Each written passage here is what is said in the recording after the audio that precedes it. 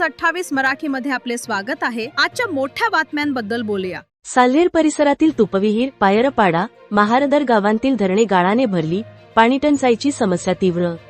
नाशिक जिल्ह्यातील बागलाण तालुक्याच्या पश्चिम पट्ट्यातील ऐतिहासिक साल्हेर किल्ला परिसरात पाणीटंचाईचा प्रश्न दिवसेंदिवस गंभीर होत चालला आहे। किल्ल्याच्या पायथ्याशी असलेल्या तुपविहीर, पायरपाडा आणि महारदर या आदिवासी गावांमधील लहान धरणे, बांध सध्या गाळाने पूर्णपणे भरून गेल्याने पाणी साठवण क्षमतेवर मोठा परिणाम झाला आहे। स्थानिक नागरिकांच्या म्हणण्यानुसार पूर्वी या धरणांमध्ये पावसाळ्यात मोठ्या प्रमाणात पाणी साठत असे। यामुळे गावांतील शेती, जनावरांचे पाणी व पिण्याच्या पाण्याची गरज वर्षभर भागत होती। मात्र गेल्या काही वर्षांपासून या धरणांमध्ये सातत्याने गाळ साचत गेल्याने ती पूर्णतः सपाट झाली आहेत। परिणामी सध्या पावसाचे पाणी साठण्याऐवजी थेट वाहून जात असून उन्हाळ्यात या गावांमध्ये तीव्र पाणीटंचाई निर्माण होते।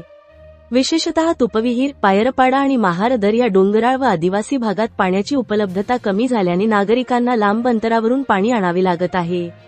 स्थानिक ग्रामस्थांनी प्रशासनाकडे वारंवार निवेदने देऊनही अद्याप ठोस कार्यवाही झालेली नाही, अशी खंत व्यक्त केली आहे।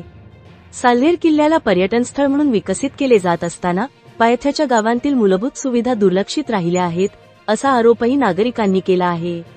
ग्रामस्थांची प्रमुख मागणी अशी आहे की संबंधित विभागाने तातडीने तुपविहीर, पायरपाडा आणि महारदर येथील सर्व धरणांचे सर्वेक्षण करून गाळ काढण्याचे काम हाती घ्यावे।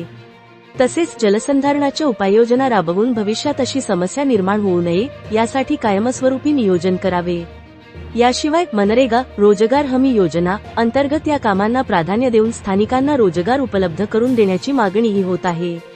यामुळे एकीकडे पाणी साठवण क्षमता वाढेल तर दुसरीकडे गावकऱ्यांना रोजगाराची संधी मिळेल।